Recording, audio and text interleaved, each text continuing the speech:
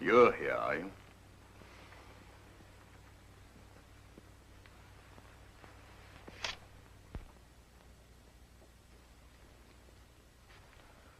Emily, you promised... Now, clear out, will you? Don't be hard on him, Henry. You're the one who is hard on him. You treat your brother like an irresponsible half-wit, and then you're surprised that he behaves like one. Goodbye, Henry. I shan't forget what you've done for me.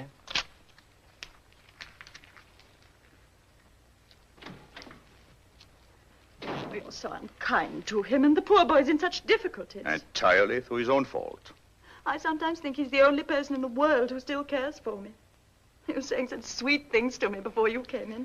Here's the check. Henry. Oh, how can you? I'm sorry, my dear. No. Is this for the chemist? You never say anything nice to me, because you don't feel it. You hate me, really. No, Emily, please. No, you don't even hate me. That'd be too much trouble. You're just bored and disgusted because I'm ill, because of this. Must we go through all this again? You can't bear to be near me. That's why you won't come to Matlock with me. But, my dear, I've told you, I'm too busy. Too busy? You're no more busy than Robert is. And Robert's just offered to take me in his car. But you can't go by car. It's much too tiring. It isn't a question of being tired. It's a question of being with someone who cares for you. You mean who cares for your money? Well, I don't care if he does. At least he doesn't wish I were dead, which is what you do. Emily, please. But it's true, you can't deny it. You do wish I were dead. Oh, I certainly shall if you go on much longer like this. Oh, I'm sorry. No, come in and listen. He's just said it in so many words. He wishes I were dead. Where are you going?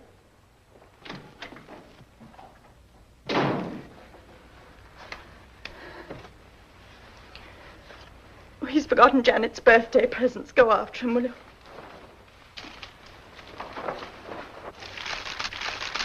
Proofs. The complete set and so beautifully bound. Hello, General. Look, Father.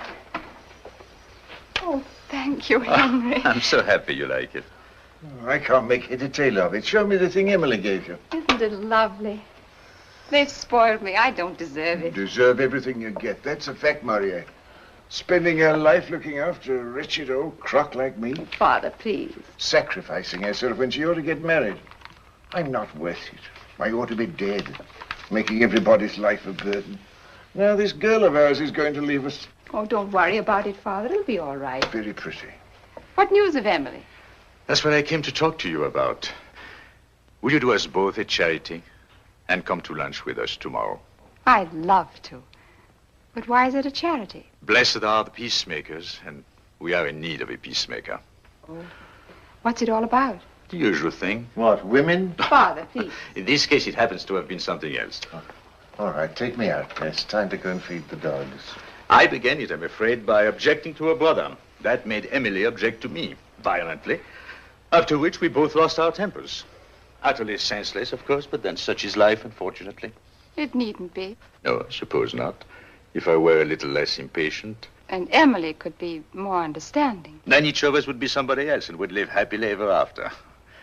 Meanwhile, you'd think that a woman who's been married for the best part of 20 years would come to share her husband's tastes, wouldn't you? Why, yes, of course. Well, the first time I showed Emily a modern painting, she said it made her feel sick. That was when we were engaged. Now, the last time I showed her one, which was about 3 days ago, it still made her feel sick. That's what you call intellectual companionship. Luckily, there is somebody who understands what I'm talking about. I'm thinking of the first time I saw a modern painting. When was that? When was that? Do you happen to remember a young woman who came back from India just before the war? Oh, yes. A very charming and beautiful young woman. That's neither here nor there. The point is that she was an ignorant little fool, and you were very kind to her. You opened a door, and there were all the things she'd only heard about. Painting, poetry, music. It was like a revelation, like a conversion. Dear Janet. I wish Emily could have a conversion, but I'm afraid it's not very likely. Well, I'll expect you tomorrow, then. You're not going already. Duty. Duty. Stern daughter of the voice of God. I have to drive to Windsor and get Emily's latest prescription made up. That's typical of you, Henry. You always joke about duty, but you go on doing it. Do I? Well, I must confess I hadn't noticed it. I must say goodbye. Where's your car? At the gate. I'll come with you. No. You'll do no such thing. I wouldn't dream of it. À demain. Sourire mystérieux. What's that for? For your thoughts. They're worth more than that. All right. I'll give you 6 pence when you come for lunch tomorrow. Is that a bargain? Goodbye.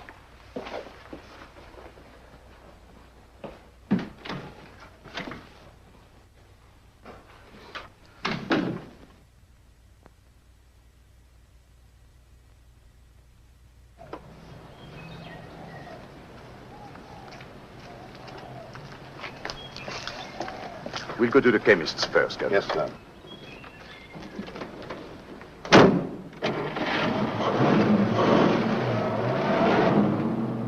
Why have you been so long? Couldn't help it, darling. I had to give Janet her presents. It's her birthday. She must be awfully old, isn't she? From your point of view, she practically has 1 foot in the grave. Now, from my point of view, she's a handsome young woman of 35. As a matter of fact, she used to be really beautiful 10 years ago. I suppose you flirted with her? Of course I did. Do you still flirt with her? Only in the most spiritual way. Henry, I sometimes hate you. Luckily, you have your own inimitable way of showing it. I know you don't really love me, but I don't care. I can love you enough for 2. If I didn't love you, I'd think you were horrible. Same to you, my sweet, and many of them. Couldn't we have dinner together? I can't. I'm dining home tonight. At home? But that doesn't count. Oh, I see. My wife is to be abolished, so I can take you out to dinner. Charming child. I think you're horrid. Good, then. I shan't have to ask you tomorrow night. Henry, do you mean it?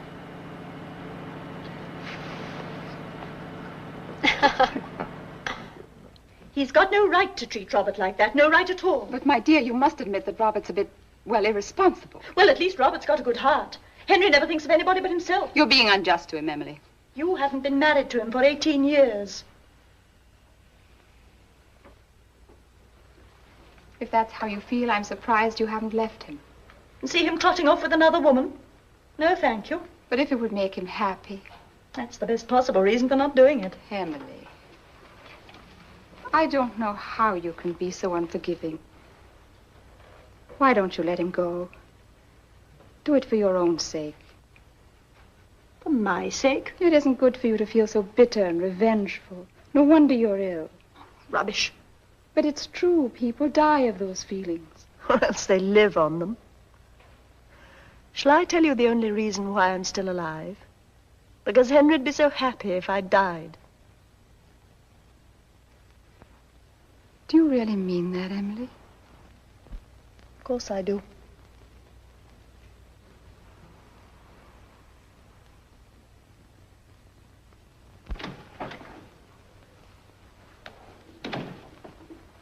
You're early, aren't you?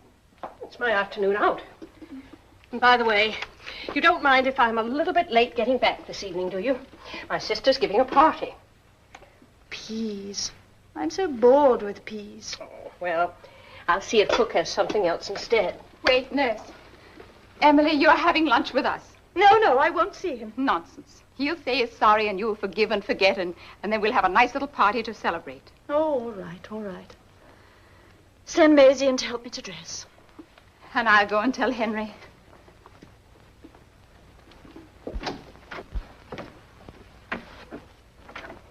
Thank you. Oh, that poor Mrs. Morier. She's terribly ill, isn't she? Oh, it isn't her health I'm thinking about. It's, well, you know. Miss Spence, I could tell you things that would make your hair stand on end. Sex. That's all they think about. Who do you mean? Men. I wouldn't trust any of them. And a Frenchman into the bargain. Does Mrs. Morier suspect? I mean, does she think there's another woman? Oh, he's clever enough to keep things dark. But I tell you, we wouldn't be surprised at anything. Mrs. Morier and you seem to have talked things over a great deal. She knows I'm a friend. Shall I tell you something, Miss Spence? You know that brooch of hers, that diamond dragonfly? Yes, I know the one you mean. She's going to leave that to me in her will. Not that I'm expecting her to die. Though, of course, it might easily happen with a heart in that condition. Hello, Henry. Well, what news? Peace or war? Peace. Oh, thank goodness. Even if it's only an armistice. Oh, come with me. I want to show you something. Oh, a Modigliani. You haven't bought it, have you? Couldn't afford it, but couldn't resist it. What an astonishing piece of work. Yes, and to think that this idiot went and died at 37.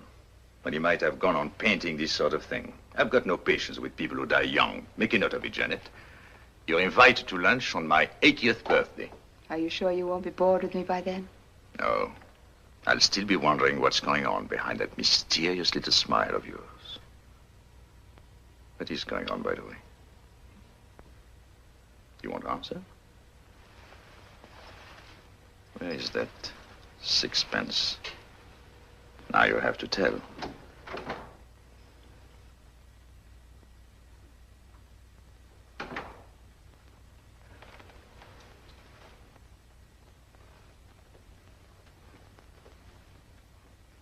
My dear, I wouldn't eat those red currants if I were you. Why shouldn't I? Remember what Libert said. Nothing with skins and pips.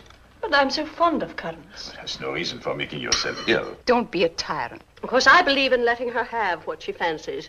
It does her more good than fussing about with diets and things. That's what I always tell Dr. Libert. All right. Have it your own way. Shouldn't you be going, nurse? You'll miss your bus. I just want to give Mrs. Morier her medicine. No, don't bother. I'll deal with the medicine. You run along. It's very kind of you, I'm sure. I probably shan't see you till morning, Mrs. Morier. I hope you have a nice party. Thank you. Goodbye, Miss Spence. Goodbye. Thank goodness. Now, don't blame me if this thing's upset you. Do I ever blame you?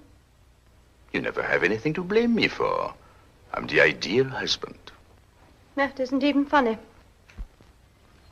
Oh, it's nice to feel the sun on one's skin. Clara, my medicine. Run and fetch it for me, will you? The bottle on the sideboard. Don't bother, Clara. I've got to go and get my cigar. Very good, sir. Shall I pour the coffee for you? Please, dear.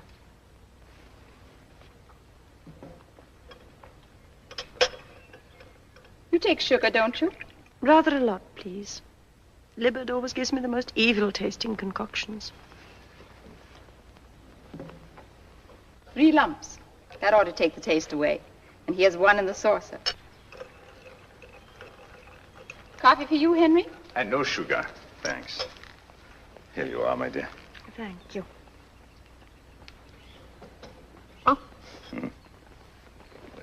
Oh, too revolting. Quick, my coffee. Thank you, Janet.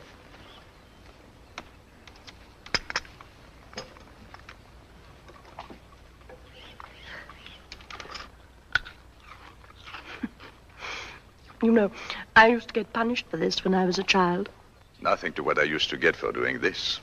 But now, happily, one can commit all the misdemeanors with perfect impunity. Goodness, it's hot. Would you like me to move your chair into the shade, dear? No, thank you. I think I'll go indoors and have a little nap. These first warm days are very trying. Sleep well, my dear. Oh, by the way, I shan't be in for dinner tonight. Where are you going? Old Mr. Johnson wants to discuss the new aviation company he's interested in. You know how I hate to be alone in the house. My last evening at home, what's more. Oh, I'm sorry, my dear. I didn't think that you would feel sentimental about it. Will you be very late? No, of course not. Not later than 10:30. On the dot. Well, good evening, Mr. Lester. Good evening. Has anybody been asking for me? I'll inquire at the desk, sir. Good. Bring me a dry martini while they're about it. Very good, sir.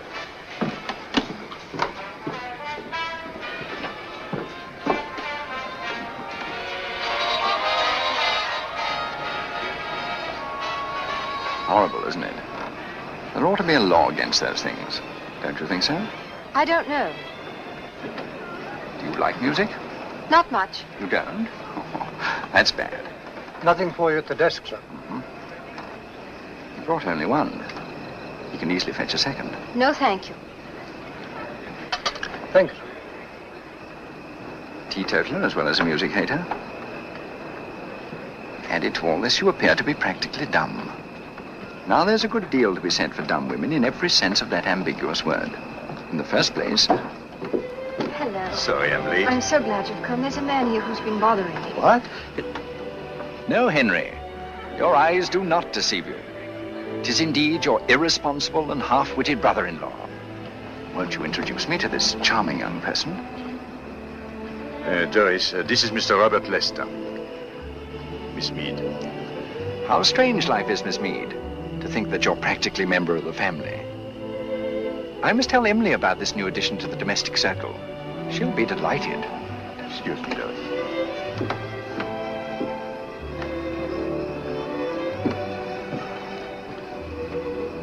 All right. How much do you want? Well, Emily was about to give me 400 when you, in your wisdom, thought fit to intervene. All right, I'll give you 400. Emily was giving.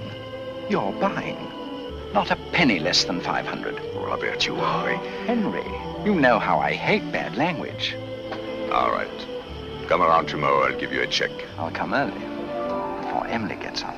Come whenever you like. You'll always be equally unwelcome.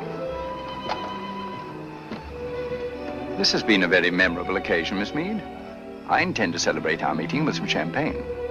You'd feel better if you ordered a bottle yourself, Henry.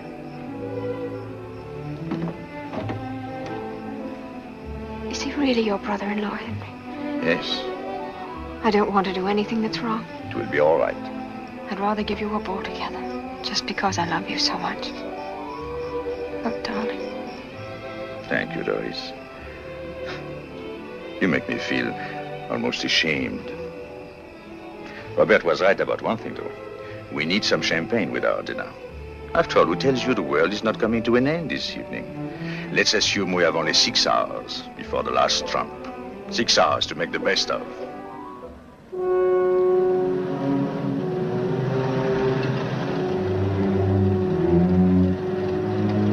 Good night, McNabb.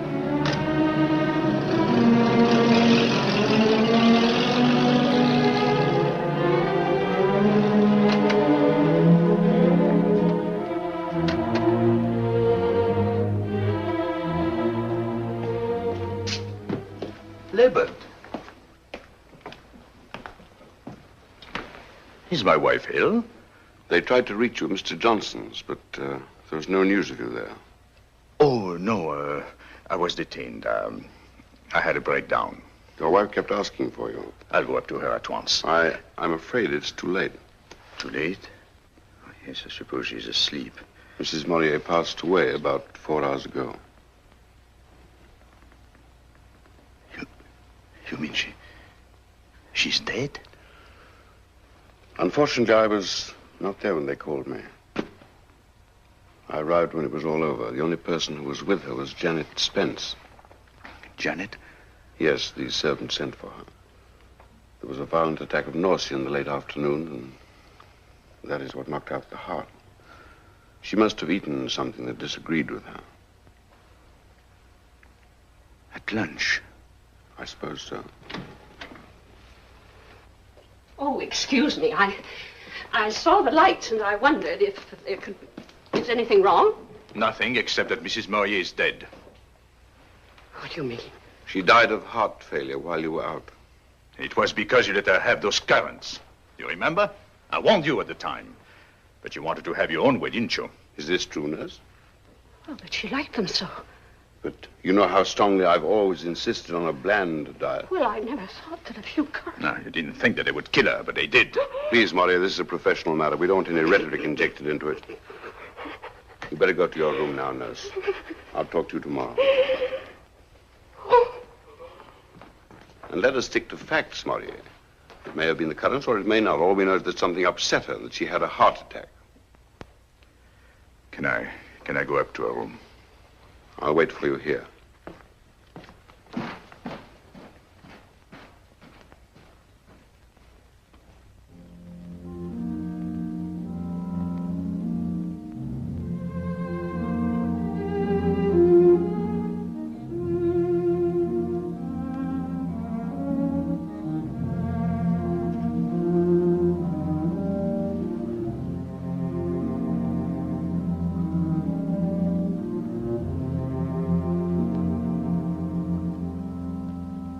I've been nursing for 20 years, and this is the first time anyone's ever had anything against me.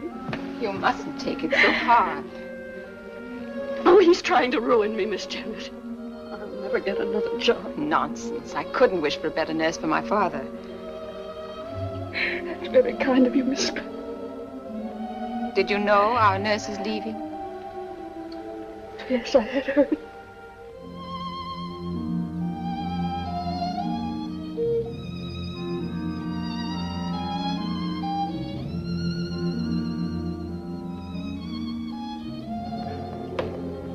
I admit she's a good nurse. I'm the first to admit it. But Nurse Braddock had no business to go against my instructions. I think I can tell you the reason.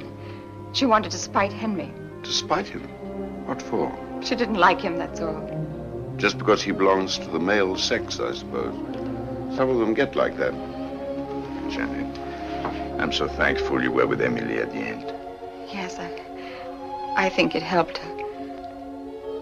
Henry, try not to feel too bitterly about that poor nurse. She didn't mean any harm. I know. Hell is paved with good intentions. She'll be out of the house tomorrow. I'm going to get her to come and look after my father. Well, I don't envy you. I think it's a good idea. I can keep in touch with her and rub in the lesson from time to time. Tell me about poor Emily. Did she suffer much? Janet, it's been too much for you. It was terrible. It was so terrible. I've never seen anyone die before. I didn't realize. I'm sorry, Henry. I oughtn't to let myself go like this. I can't keep the memory away. I suddenly see her struggling for breath, with that awful look of fear and pain on her face. Shall I take you home? No, thanks, Henry. I've got my car. You stay here with Dr. Lippert. Good night. Good night, Janet.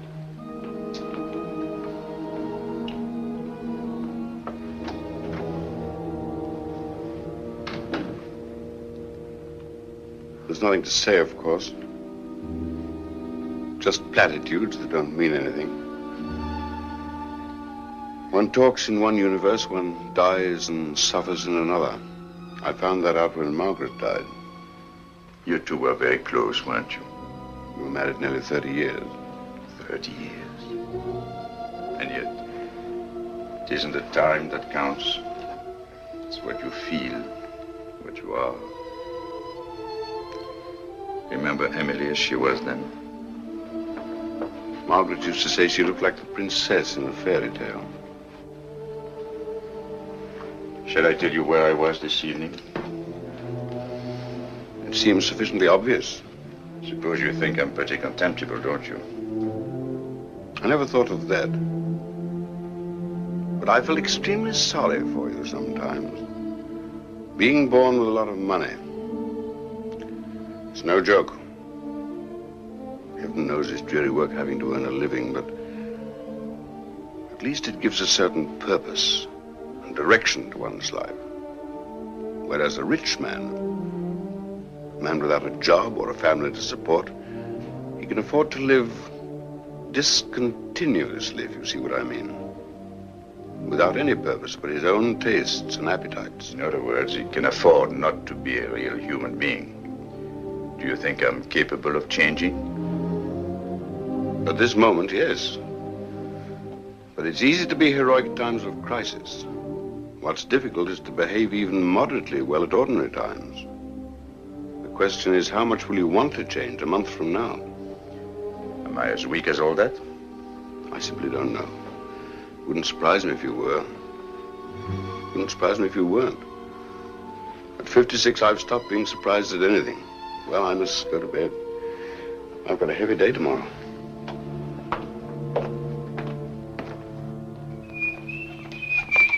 Be careful. I am being careful. Huh.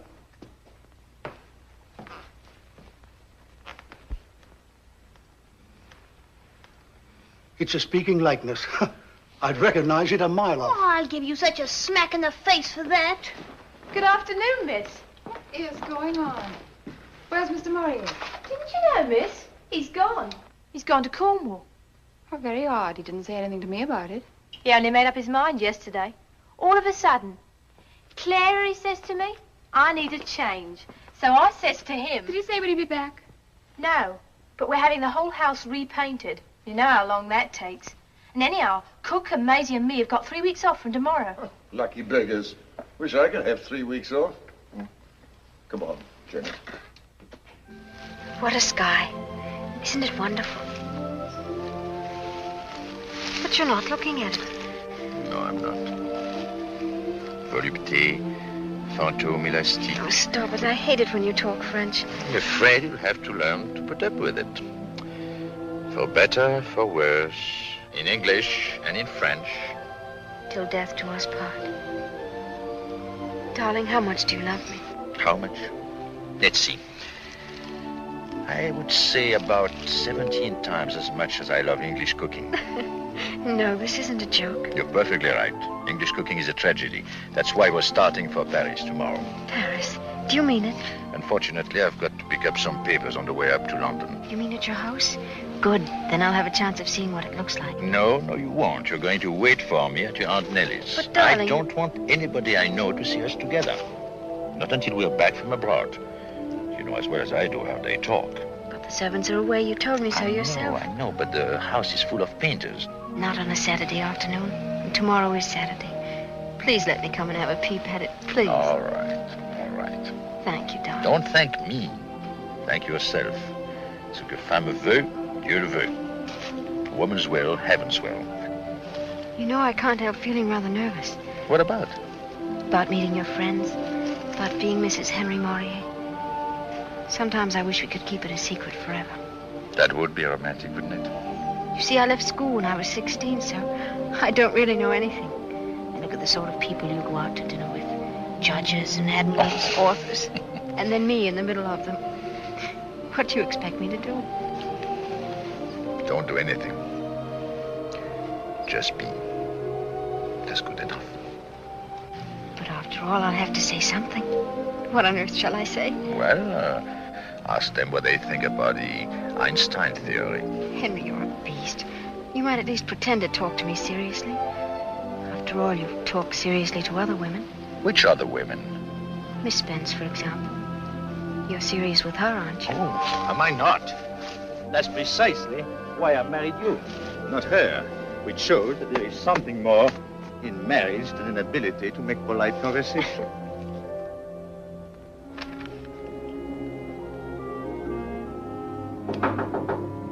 Oh, Janet.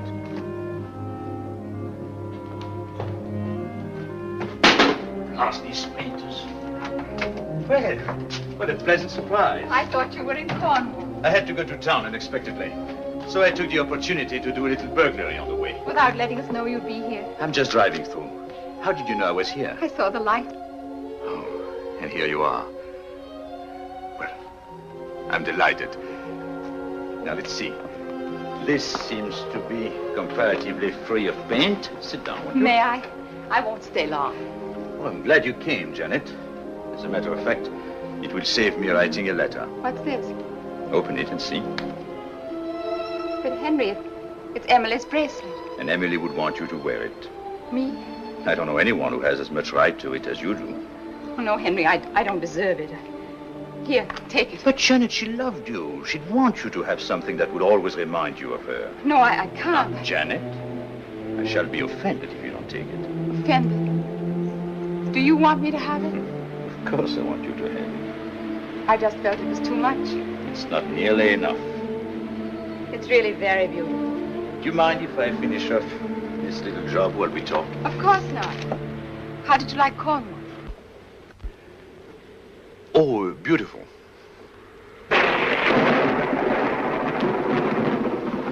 I love thunderstorms, don't you?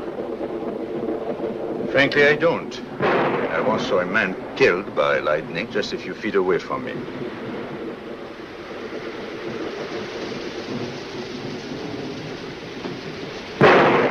Goodness, this is like the overture from William Tell.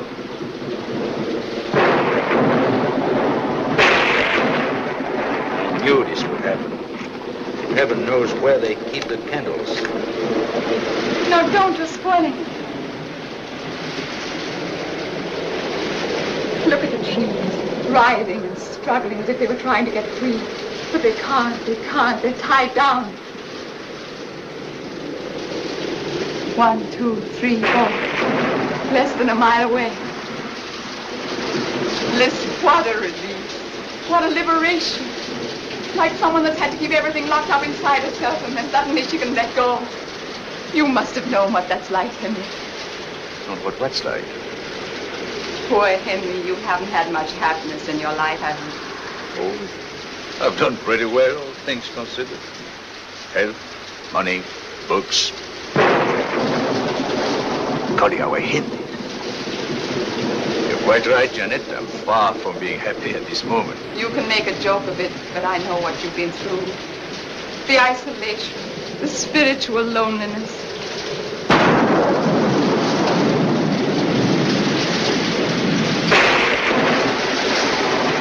Right overhead. It's wonderful. It's like passion. Now, Janet. You've been reading too many novels. Passion. You know what I mean. Loving so much or hating so much that at last it breaks out in spite of yourself. Like lightning, like a thunderbolt, like the wind and the rain. And woe to the man who comes out without his umbrella. You know, that always makes me think of Benjamin Franklin.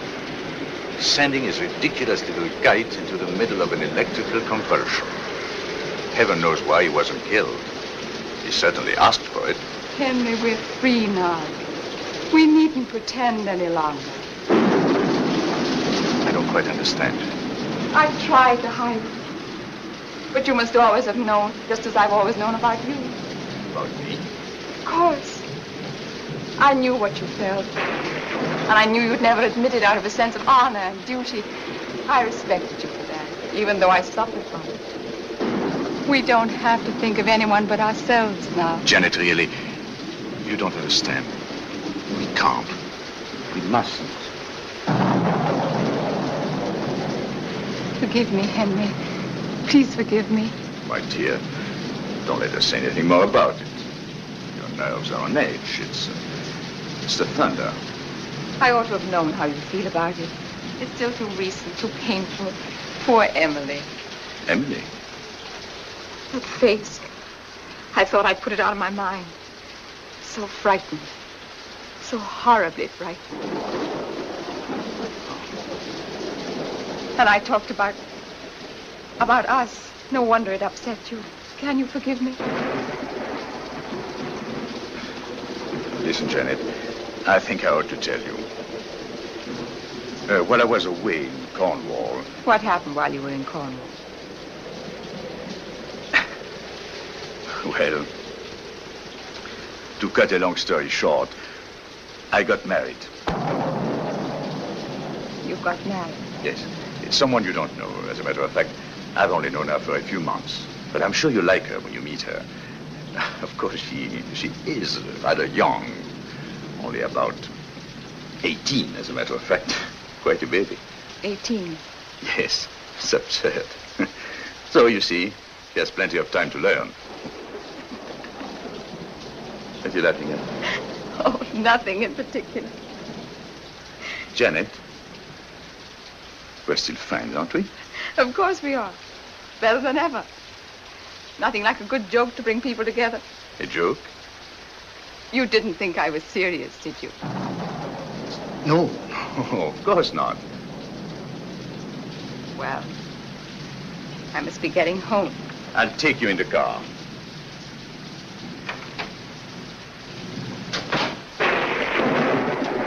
You should see the roads. I almost had to swim back from Aunt Nellie's. Oh. Doris, this is Miss Spence. You've often heard me talk about her. How do you do? How do you do, Mrs. Maurier? You know, it sounds too ridiculous for an old woman like me to be calling you that. Do you mind if I call you Doris? I'd love it. And you must call me Janet. Yes, Miss Spence. I mean Janet. Isn't she adorable? Well, I'll get my coat.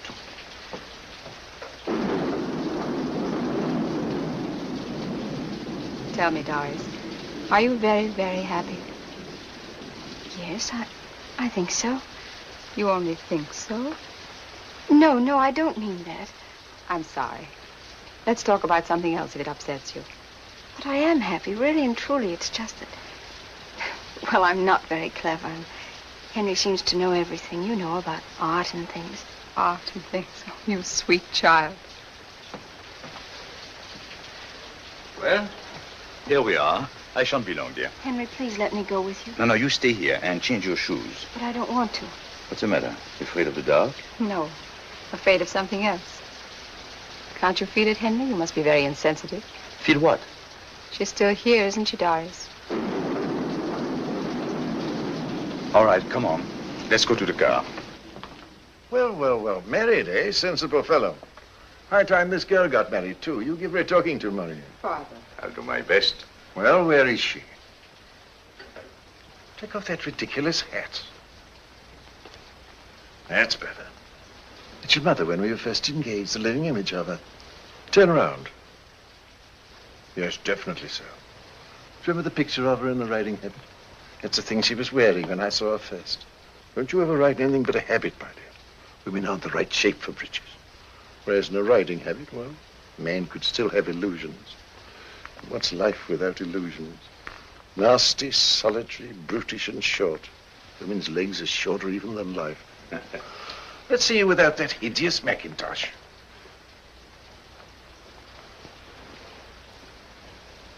What a charming brooch. Henry gave it to me. Well, we really have to run. Got to be in London tonight, and then we're taking the early boat train in the morning. Goodbye, Joe. Goodbye, my dear fellow. Good night.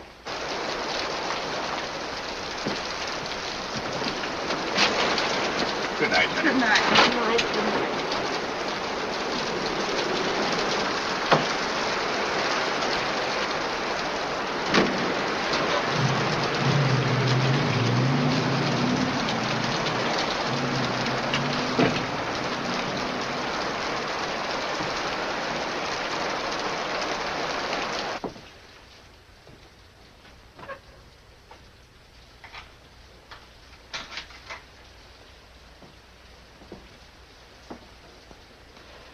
Well, I'm glad poor Mrs. Morier wasn't here to see what has happened to her brooch. Your brooch, really? I was a fool to think I'd ever get it. You don't get diamonds for friendship. He told me he'd known the girl for several months.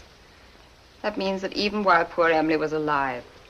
Pigs, that's what they are, every one of them. I tell you, they've got no shame, no decent feelings.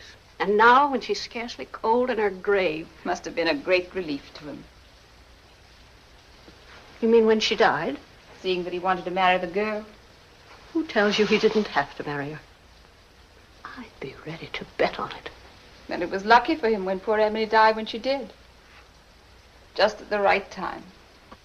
Just at the right time. Miss Spence, you don't suppose. Suppose what?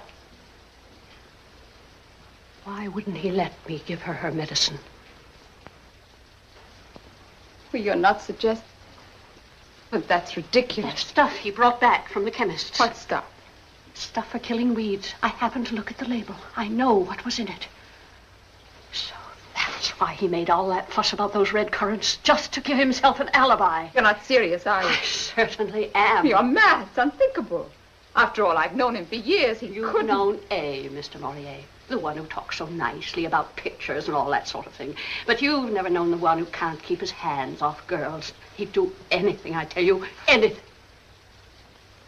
Listen, why did it happen on the day I was out? What difference did that make? What difference? I've seen these cases. I'd have recognized the symptoms immediately. So what does he do? Chooses a day when he knows I won't be back until late. Till it's all over, in fact. And then he goes out himself, on the tiles most likely, with that girl of his. No, he wouldn't do that. Oh, yes, he would. And when he comes home, he turns on me and says I killed her with those red currants. Currants, indeed. After all, Dr. Liver thought it might have been the currants. Yes, and why? Because the other one keeps harping on it. And so I have to take the blame. I'm the scapegoat. I'm the one to be crucified. Well, I tell you, I'm not going to put up with it any longer. And I'm not thinking only of myself. It's a matter of principle. I want to see justice done. I want the whole world to know the truth. You talk as though you knew it yourself. I do. I'm as certain of it now as I shall be after they've had the post-mortem. The post-mortem? Yes, you know what that is, don't you? Do you mean to speak to Dr. Libbert about it? Dr. Libbert? No, of course not. He wouldn't want to admit he'd made a mistake. No. I know who to go to. I know what I have to do.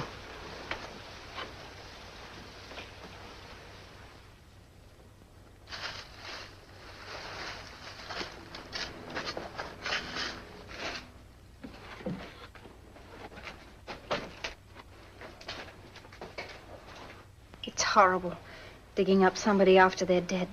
Just because there's some spiteful gossip. That beastly nurse of yours, I can't understand why you keep her. Now, dear, don't be unreasonable. You know quite well I wanted to send her away, but Henry wouldn't hear of it. Nor would Dr. Libbert. Sending her away would have meant we took her seriously, and that's the last impression we want to give.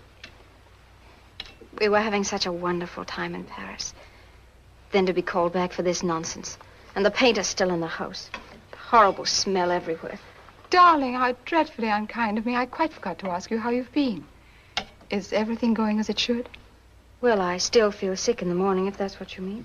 And Libbert is pleased with you, is he? He seems to be. It must be a strange, wonderful feeling. You mean to be going to have a baby? If you ask my opinion, I think it's awful. It'll be all right when the baby's actually there, but right now, I tell you, I'd rather have the measles again. At least it doesn't last so long. Will you nurse the baby yourself?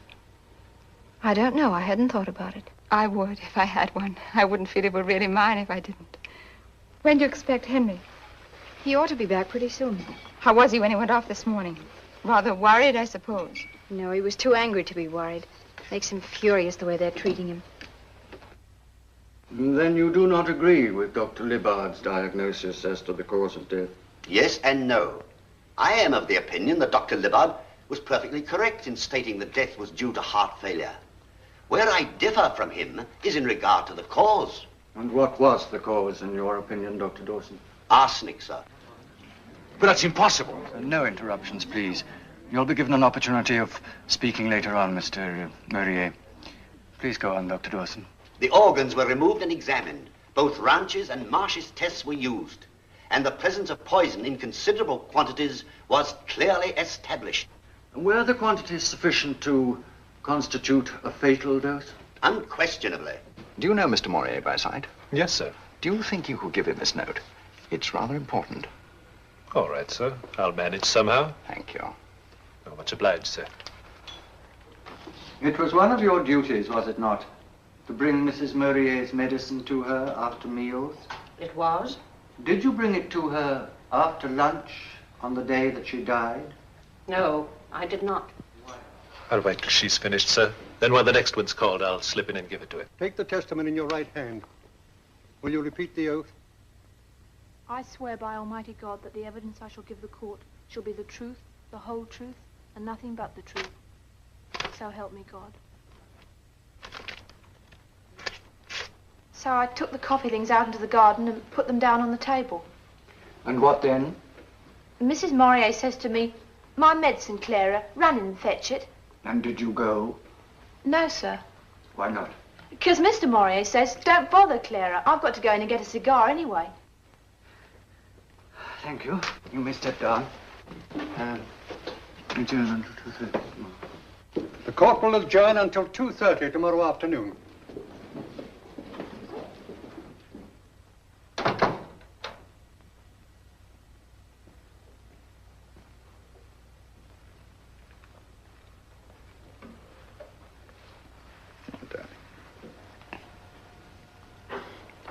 It's too terrible.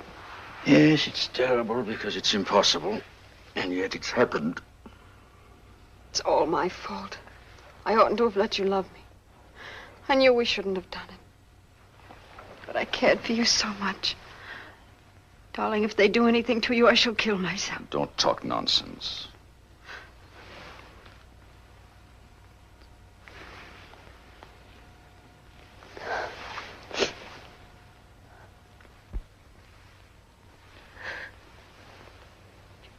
Why did you do it, Henry? Why did you do it?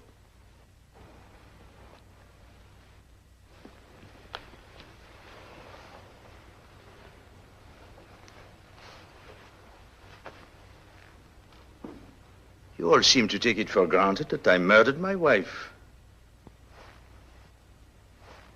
Do I look like the sort of man who goes about slaughtering people? Wring her neck and the devil take her? I suppose you imagine I was so insanely in love with you that I would do anything. Anything! When will you women understand that all one asks for is a little amusement and a quiet life? Instead of which, well, I don't know why the devil I ever married you. Why did any man in his right mind ever marry any woman, for that matter? Henry! Oh, no.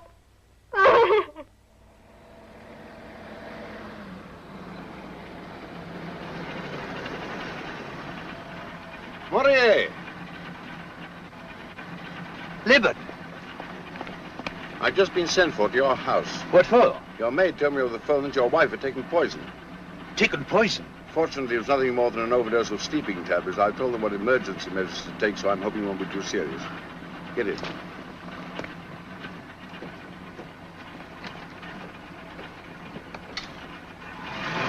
Is it the result of what happened at the inquest? Yes. Yes, that and other things. I got angry because she took it for granted that that I was responsible for what happened to Emily. I said a lot of things I shouldn't have said. I see.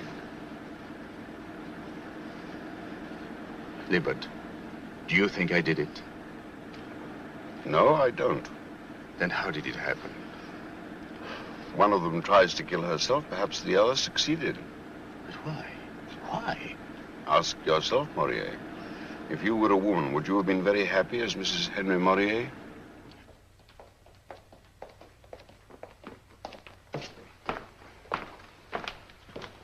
I'd rather you didn't come up. Very well.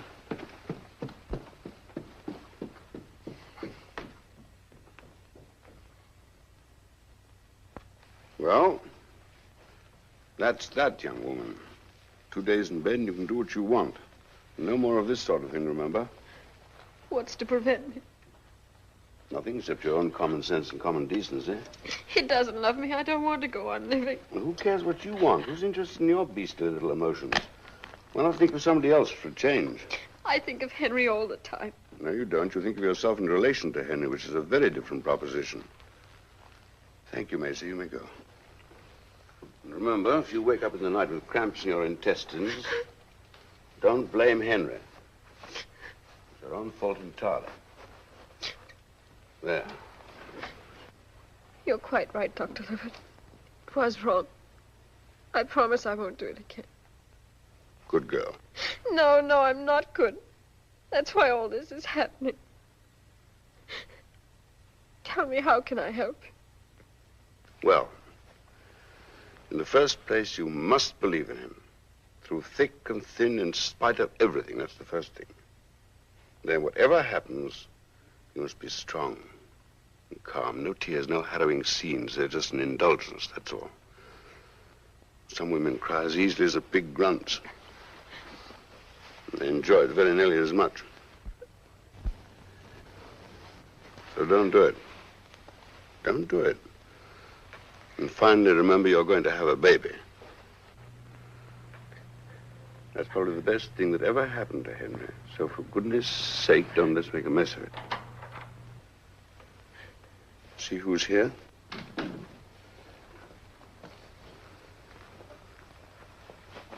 She all right? Flourishing. And there isn't going to be any more of this sort of nonsense, is there, Doris? I'm so thankful you got here in time. Yes, but it would have been better if there hadn't been any need for me to come. Bye, Doris. Bye, Henry. Doctor. Thank you.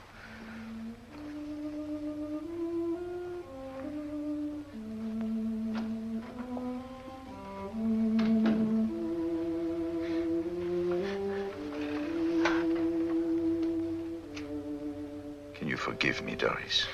Darling, I'm the one who needs to be forgiven. It was all selfishness, really. I see it now. I was trying to spite you, trying to get my own vet. I began it, I'm afraid. I ought to have known better. At 18? To think I tried to kill myself. And everything's so beautiful, so mysterious. Even that fly on the ceiling. Even that silly old doll you tore to bits. And this. How wonderful it is simply being able to move from one place to another. It's empty here. It's empty there. Just think if there were no emptiness.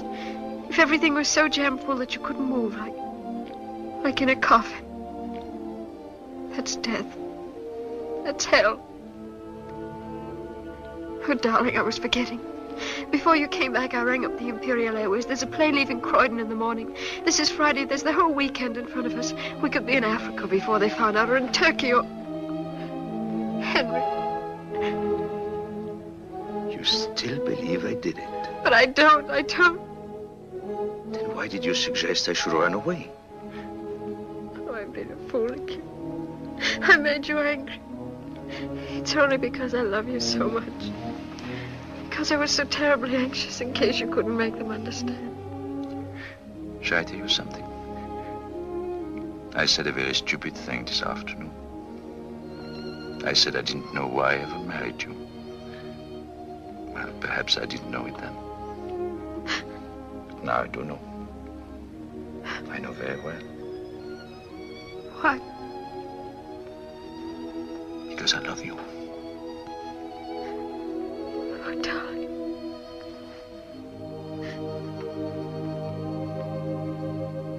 When the medicine was brought from the house, who poured it out? Nobody did. It was brought out in a wine glass. In a what? In a wine glass. Oh, I see. Mr. Murrier poured it out in the house. Yes. Could you see him pour it out? Not from where I was sitting. But of course, knowing Mr. Murrier as I do, I feel absolutely Thank you. It's utterly unthinkable. I'm here to determine facts, Miss Spence, not to speculate about what is or is not thinkable. Thank you. You may go now. I propose to recall Mr. Murrier. Henry Morier.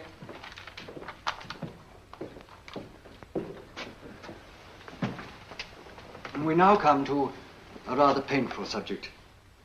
Tell me, were you acquainted with the present Mrs. Murrier before the death of your first wife? With all respect, sir, I fail to see what bearing this question can have upon the present inquiry. You will please allow me to conduct the proceedings in my court in my own way. Will you please answer the question, Mr. Murrier? I had been acquainted with her for about 4 months, I think. Mrs. Murrier's maid has testified that after lunch you offered to go and fetch your wife's medicine. Is that the case? Yes. Did you bring it back, the medicine, in the bottle? No, I poured out 2 tablespoonfuls into a wine glass. And I swear to God I added nothing. Please, please. I'm sorry, but I must protest. You will kindly confine yourself to answering my questions, Mr. Murrier. Was anyone with you in the room when you poured out the medicine? No. Clerk, you have the ledger there. Will you please show it to this witness? On the 4th line from the top, do you recognize your signature? I do. Messrs. Fillmore's records show that on the day before Mrs. Murrier died, you purchased a tin of weed killer. Is that the case? Yes. Are you aware that the weed killer in question is a powerful poison? Yes. Shortly before purchasing the weed killer, did you have a quarrel with the late Mrs. Murrier? Yes, I suppose you could call it that. Thank you, that's all.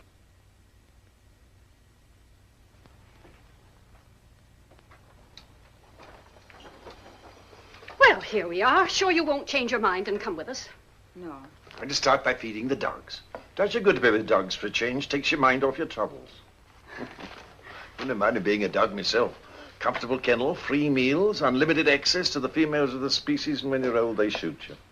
No wheelchairs, no torture, no blasted nurses. One bang and it's over. Put on your things and come with us. Do. No, Father, I'd rather not. It would help you to sleep if you took some exercise. Please.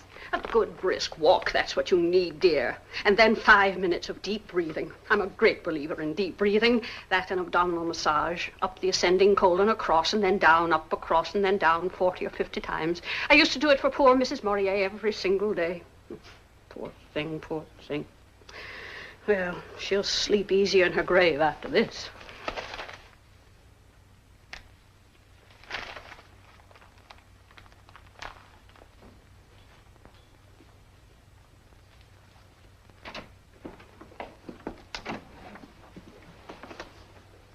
Hurry up.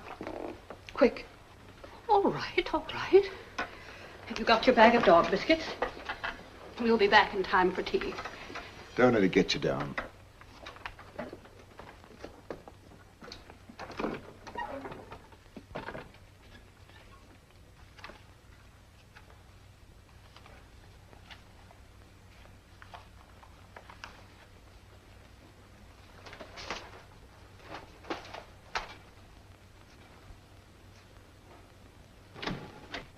Dr. Libbard, miss.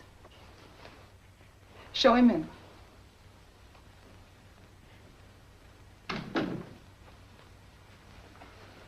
I just dropped in to see how things were going along. Father seems very well. He's just gone out for his walk. And you? Not much of a credit to your physician, I'm afraid. If I don't sleep tonight, I shall go mad. You've still got some of that stuff I gave you, haven't you? It doesn't seem to work anymore. Dr. Libbard, you don't know what it's like. Night after night. I can't stand it any longer. This wretched business with poor Maurier. Mustn't let it prey on your mind too much, you know. No, naturally, but... Well, I mean, one can't help feeling dreadfully sorry for him. Sorry if the light bothers you. Hold still just one moment.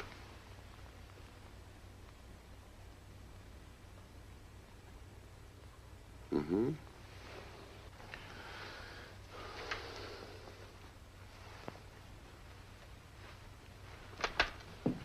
You wear these things all the time now?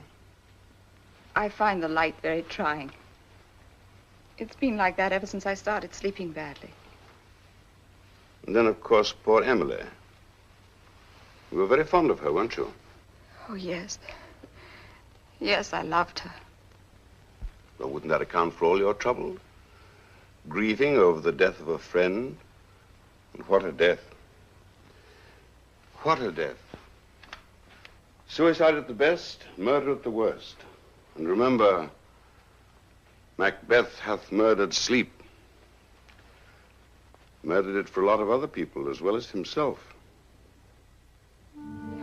Look what I found in the garden this morning. Give that here. Can't I give it to him? It's just a 4-leaf clover, that's all. But it's against the regulations. But I don't see any harm in it.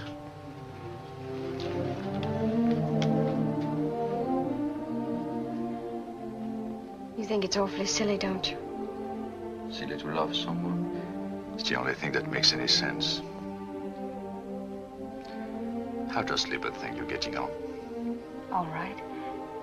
Darling, let's call him Patrick. Call whom? Libbard? No, I mean if it's a boy. Oh, I see. And if it's a girl? Well, what about Belinda? Oh, no. No, there I draw the line. But it's such a pretty name. Do you see me running after the child in Kensington Gardens and yelling, Belinda, Belinda? There are limits, my dear. We're taking certain things for granted, aren't we? Darling, you mustn't say such things. After all, you haven't done anything wrong, so what can they do to you? Besides, you've got your 4-leaf clover now, and we won't call her Belinda, I promise. But don't imagine that'll prevent you from making an ass of yourself. Any man looks an idiot when he's trying to keep a tiny child in order. I shall roar with laughter and you'll be furious. But then a moment later, you'll be laughing too. It'll be so wonderful, Henry. Will it? Of course it will. Sorry, ma'am. Time's up.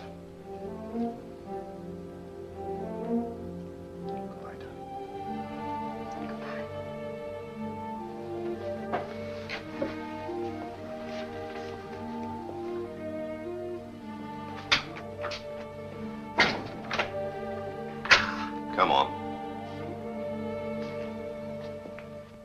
When driving the car, Did you ever observe signs of intimacy between the accused and the present Mrs. Morier? Yes, sir. There was considerable embracing. Silence! Silence!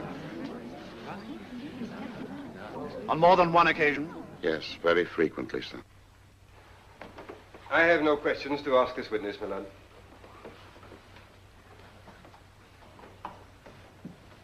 Caroline Braddock. Caroline Braddock.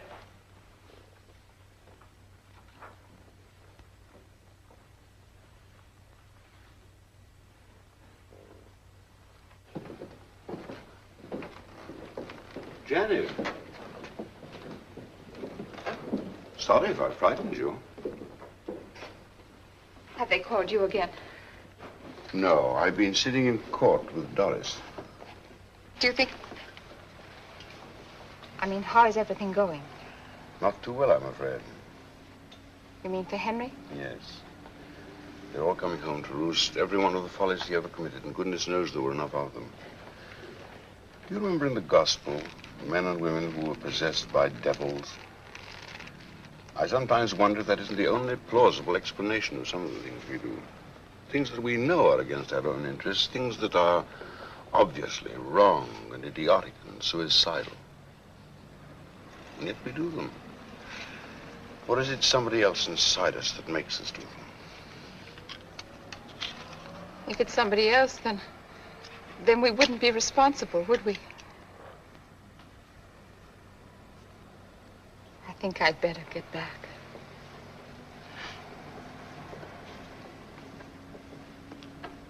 Did the accused and the late Mrs. Morier ever quarrel? All the time. When did they have their last quarrel? On the day before Mrs. Morier's death. Was it violent? To judge from what I heard of it, it must have been. What did you hear? I heard Mr. Morier say he wished she was dead.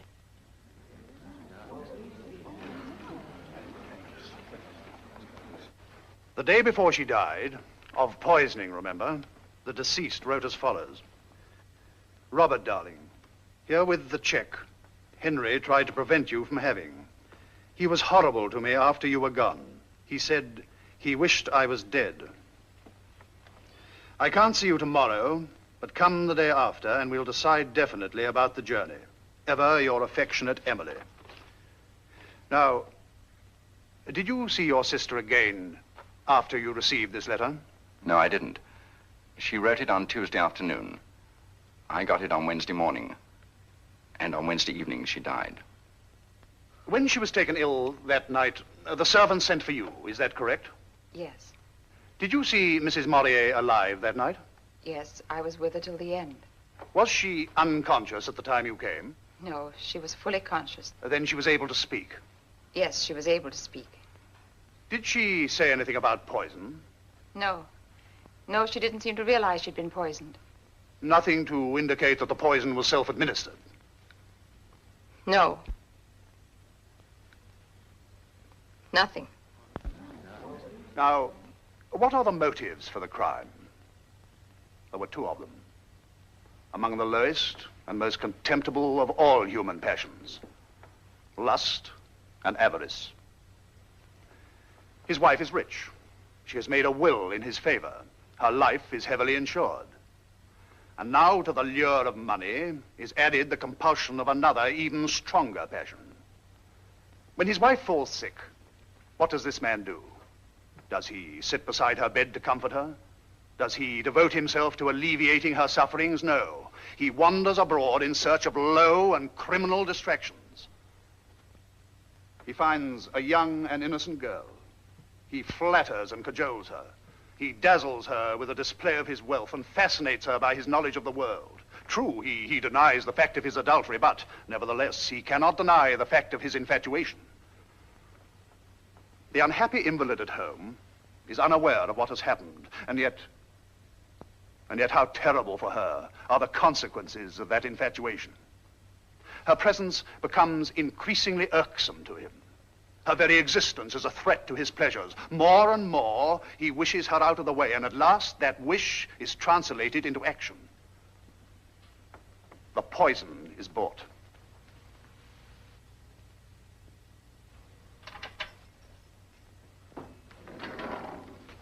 Here, you've been transferred to Wandsworth. Wandsworth? But that's where... But you can't. There's the appeal. You'll hear about that in plenty of time. Hold out your hands.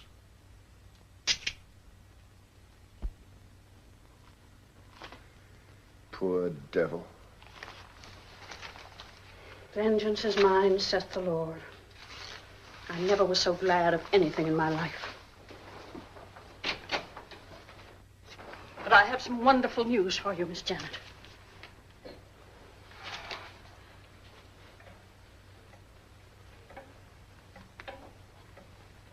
Friday the 24th. Aren't you pleased? You'd better go, Nurse Braddock. Oh, very well, but I thought you'd be pleased, after all, when a criminal gets his deserts. That's enough.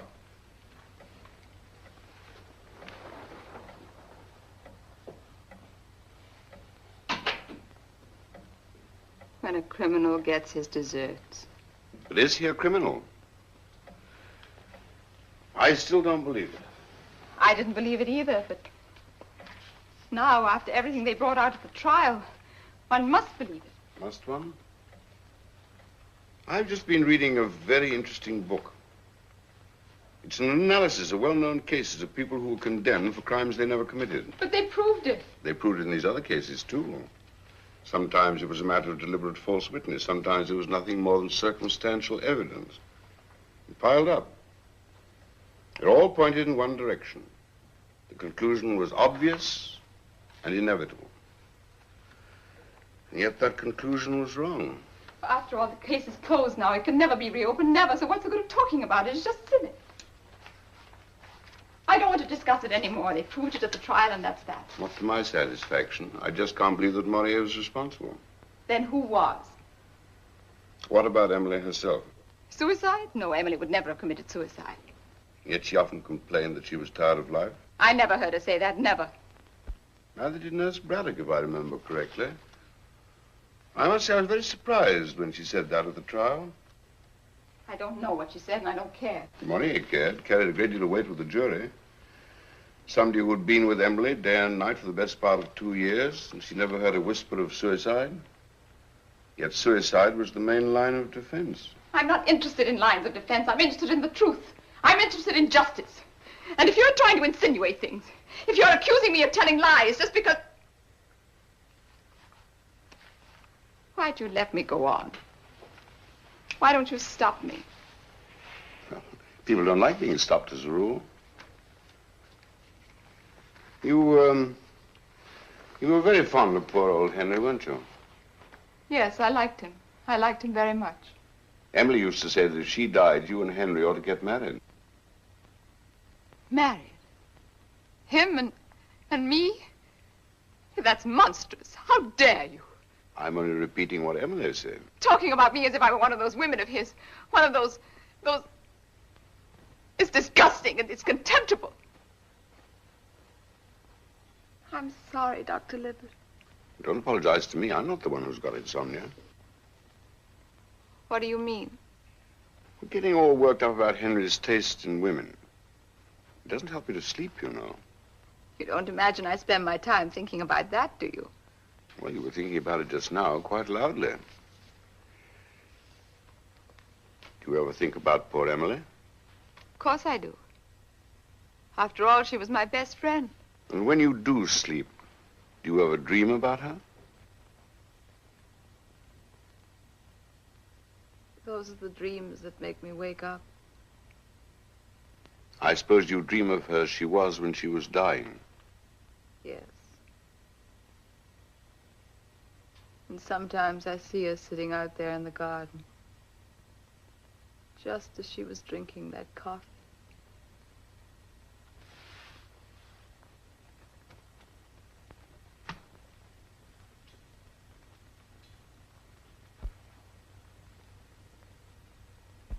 I thought it was the medicine he was supposed to have put the poison into. Yes, of course, the medicine. I meant the medicine. I don't know why I said coffee.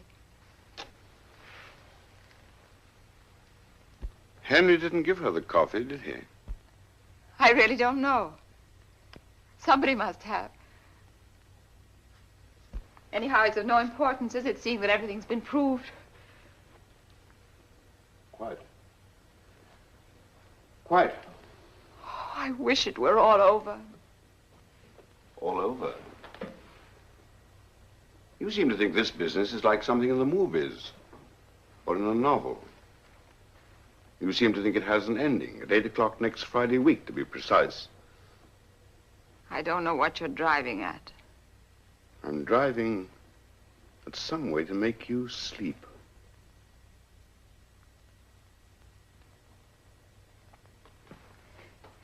Well, this has been a very interesting talk, Dr. Libby. But whether it's going to cure my insomnia, that's another question. Personally, I put more faith in sleeping tablets. Janet, do you remember meeting a young Dr. Fargen at my house this spring? Yes. I've known him ever since he was a boy. He's a very nice fellow, kind, sensible, conscientious. And he's turned out to be a first-class psychiatrist. No, thanks. I don't want to go to a psychiatrist. You want to get well, don't you? I'm not ill. Not that way. I know you. You're going to tell them I'm mad, and then they'll lock me up and torture me until I say things. It's a plot. Everyone's plotting against me. Nobody's plotting anything. That's a lie. You said it yourself. You want me to go to a doctor for mad people. Fargen won't do any harm. He'll just ask you a few questions and find out what's on your mind. I've told you again and again. I haven't anything on my mind. It's just that I can't sleep. But he'll help you with that. He'll put you to sleep if you let him. Do you mean he'll hypnotize me? Well, what's so alarming about that? Send me to sleep and then make me say a lot of things I don't want to say? And I shan't even know I've said them? No. No, I won't. I won't. Janet, be Don't reasonable. touch me. Janet. I'll kill you. Do you understand?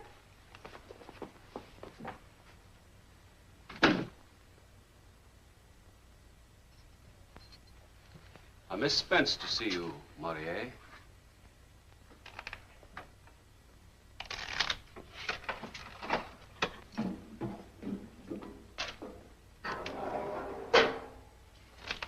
I don't mind us. Carry on as if we weren't here.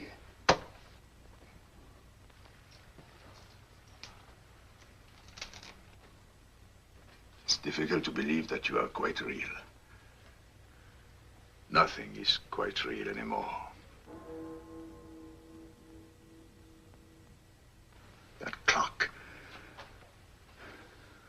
When one thinks about time, draining away like blood from a wound, and you can't stop it.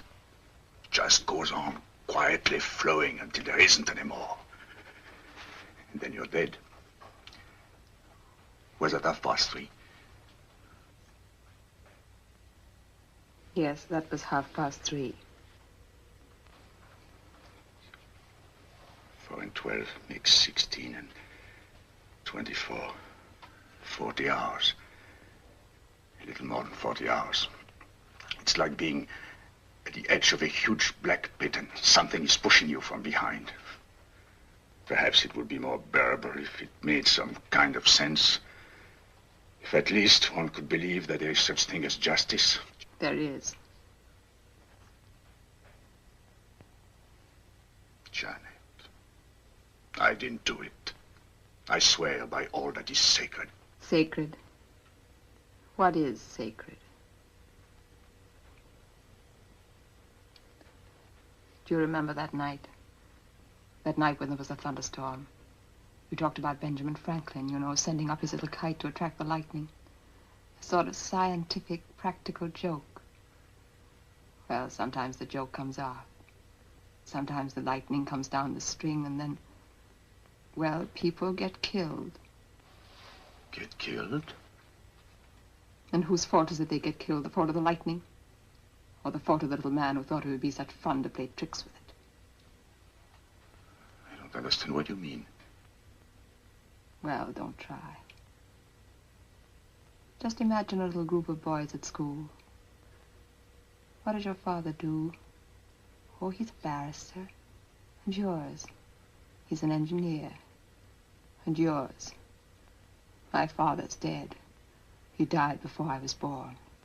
He died in a place called Wandsworth Prison. Annette, don't. Did I ever ask for mercy? Did you ever think of showing it? Never. I never said anything when you amused yourself at my expense. Janet, I didn't do that. What else were you doing all those years?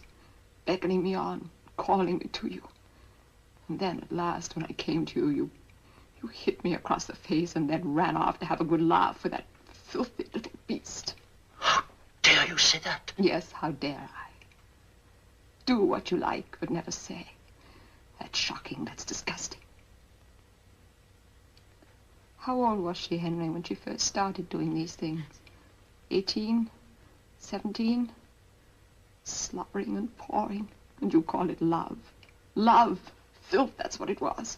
And you threw the filth in my face and then roared with laughter.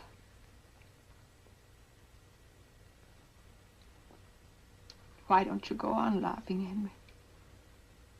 Laugh. Laugh. This is all part of the same joke. Don't you understand? Janet, you don't mean... 40 hours more. That's all. And you asked me to lunch on your 80th birthday. Why don't you laugh? Goodbye, Henry. Janet! Janet! Janet! Janet! Janet! She's the murderer. She confessed. But it's true, I tell you. She told me she just told me. Why don't you listen to me? She was the one. She did it. Keep quiet. But she told me. She confessed. Janet! Janet! Janet! Don't be a fool. But she's the murderer. She told me. But it's true. I swear. Just let me go. There, that's better now. Sit down. Tell her to come back. Make her say it again in front of witnesses. Keep quiet. Let me go. Let me go. Sit down.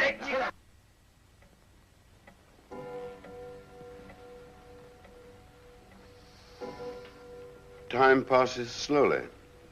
Not for him. 8 o'clock at Wandsworth. There, but for the grace of God, goes James Libbard. And there, but for the grace of God, goes Janet Spence. Happily, there was the grace of God. It's still possible to do it, To do what? to have the execution postponed. Why should it be postponed? If some entirely new fact were to turn up, They proved it. the jury thought they proved it. But do you?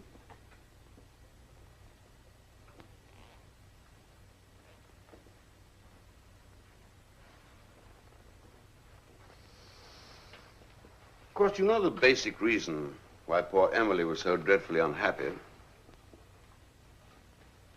What was that?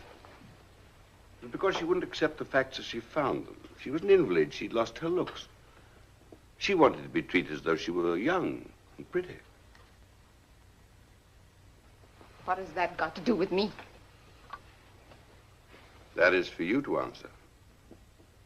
I'm only pointing out that it's possible to come to terms even with the most terrible facts. Old age, sickness, death. Yes, even with one's own wickedness and folly. Those are just words, that's all.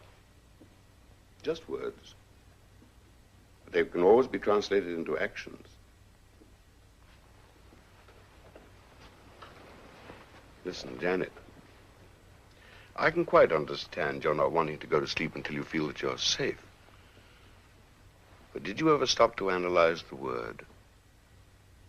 Safe from what? Safe in which respect? One can shut the door against one danger and be wide open to another. Look at yourself. You want to be safe from death. But at what price? At the price of feeling guilty. At the price of being driven mad by the sense of guilt. And what then? In your madness, won't you try to do away with yourself? But then again, that's death. You run away from death. And what do you run into? Death. Madness and death. But if you don't run away, if you face the facts, if you accept your destiny, There's something like a certainty that you will escape madness. A very good chance of escaping death. Well, I'll think about it. I'm terribly thirsty. Would you like a drink? Yes, that's a good idea. I'll get one for you.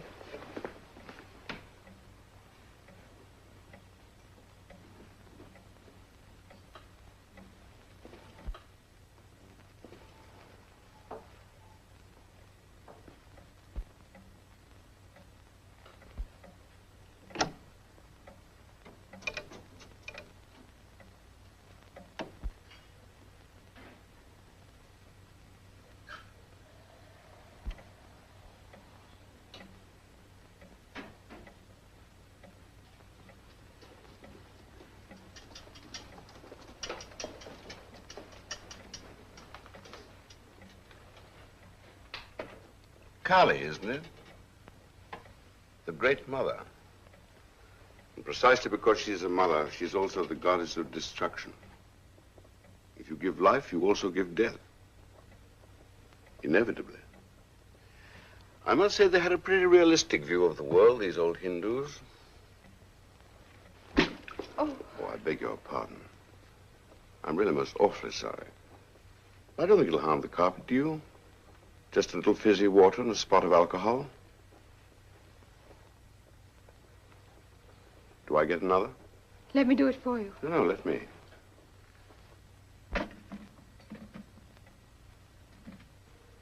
That's Emily's bracelet, isn't it? Yes. I thought I recognized it. It's really rather grotesque when one comes to think of it. Executing a man for murdering a dead woman. Murdering a dead woman? What do you mean? Well, that's what she was. 2 months, 3 months, 4 months at the outside. That's all she had in front of her. You mean if she hadn't been poisoned, she would have been dead in 2 or 3 months? That's it.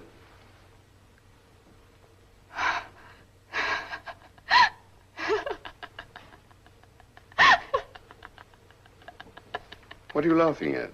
I don't know. Nothing.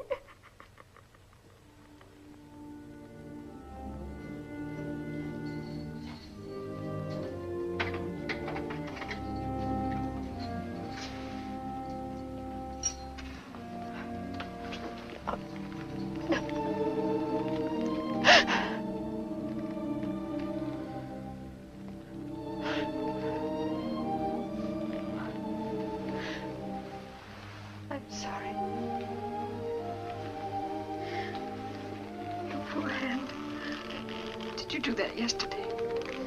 Yes, I did it yesterday. Darling, I want to tell you something. It happened to me last night, quite suddenly, in the middle of a paroxysm of rage and despair. It was like actually hearing a voice, only there weren't any words. There was just a kind of absolute certainty. A certainty? I knew that everything was finally all right. I knew it. It's true. Of course, one's got to face things as they really are. One's got to forget what one would like them to be. Tell me, my darling. Have the leaves started to turn? They're all golden now. Even the beech trees. I remember when I was a little boy, walking in the beech woods. I used to pretend that dry leaves were heaps of money, knee-deep in gold, like the Count of Monte Cristo.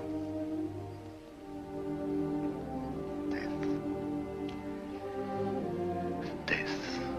You know, if you accept it, it's all right. refuse to accept it, then you go mad. But I can't accept it. I can't. Shall I tell you what was hardest? Accepting the fact that I shouldn't ever see you again. I wish I were dead. I wish I'd never been born. There's nothing to do with one's wishes. After all, we did not ask to be born, but we've got to put up with life. Even if we don't like it, even if we can't understand it. And mind you, we can never understand it while we are actually living it. Life has to be lived forward, but it can only be understood backwards. So, there it is. That's what I suddenly understood. And meanwhile, what was I doing? The exact opposite of what had to be done. Knocking my hands to pieces, driving myself mad, raving against the injustice of the thing. But it is unjust. From the outside, yes, from other people's point of view. But you know, if you accept the injustice that's been done to you, if you say to yourself, well, this is what has happened, and I put up with it, I actually will it. Well, if you can do this, then in some strange, mysterious way, the nightmare makes a kind of sense. I know it's difficult to explain, but it's true. Oh, before I forget, I want you to promise me something. Don't see too much of Janet. Don't let her have anything to do with the baby. But darling, she's always been so sweet to me. I know she has. But all the same, will you promise? I promise. I could tell you all the reasons, but it would take too long. Besides, what's the point? Let the dead bury their dead. Why bother about the past? I'm glad you didn't come to see me yesterday. Why? Yesterday I should almost have hated you. Hated me? Yes, hated you for being free, for having all your life in front of you, whereas I was here. A few hours. You love me, don't you? And I love you, Doris. And love casts out fear. Of course, it also works the other way around. Fear casts out love. Yesterday there was nothing but fear. But today...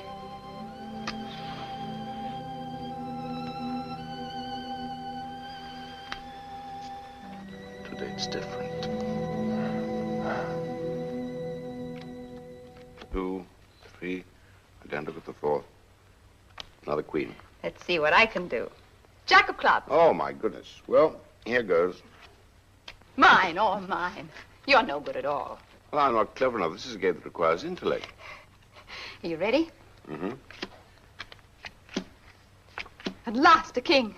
1, 2. I'm finished. I'm done for. I owe you £10 million. 11 million. 11, is it? Oh, well. Well, anyway, here's 6pence on account.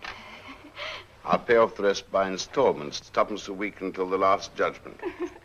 Agreeable?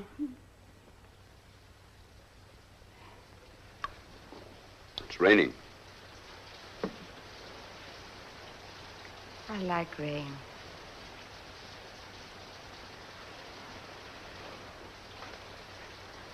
I like it when it rains really hard. When there's thunder, lightning. Oh, that girl. It's too horrible. I hate him. I hate him.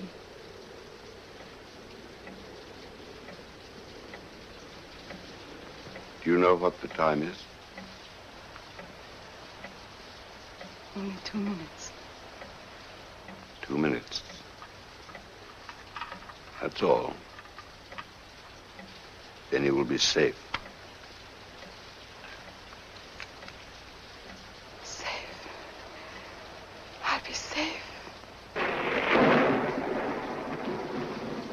They must have got everything ready on the scaffold. A rope, straps.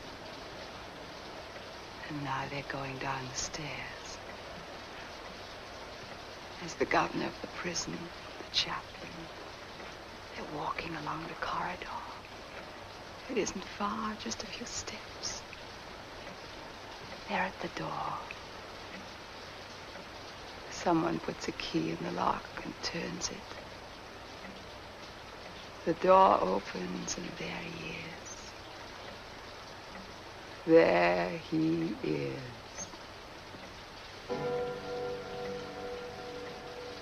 Just because she was 18. Because of her mouth. Because of her skin. Oh, God, God, God, God!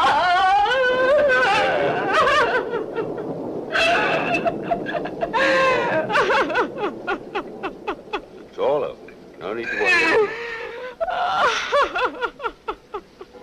We're asleep now. Hold still. This won't hurt. Quite still.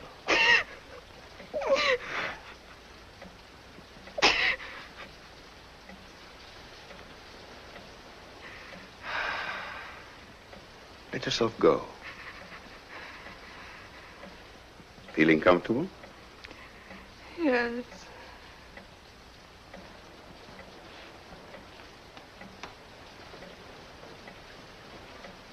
Feel quite safe now, don't you? Safe. Yes, absolutely safe. Tell me, Janet, how did you get her to take the poison? I put it in the coffee. You thought he would ask you to marry him, No, I don't want to talk about it. It's true, isn't it? I can't tell you. You thought that he loved you as much as you loved him. It's too awful, too humiliating. All right. I won't torment you anymore. You can sleep now. Deep sleep. Warm, soft, dark. Like black velvet. Think of black velvet and black fur. No light coming in. No dreams to interrupt you. Just sleep.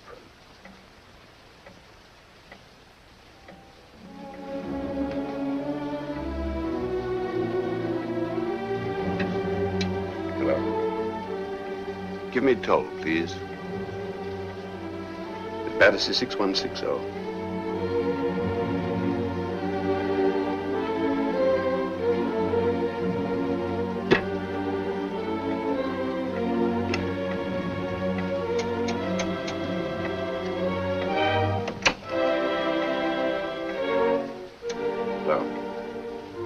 At Wandsworth Prison. This is Dr. James Libbard speaking. I want to speak to the government, please. At once. Yes, it's official business connected with the Maurier case. Yes, it's extremely urgent. All right, I'll hold on.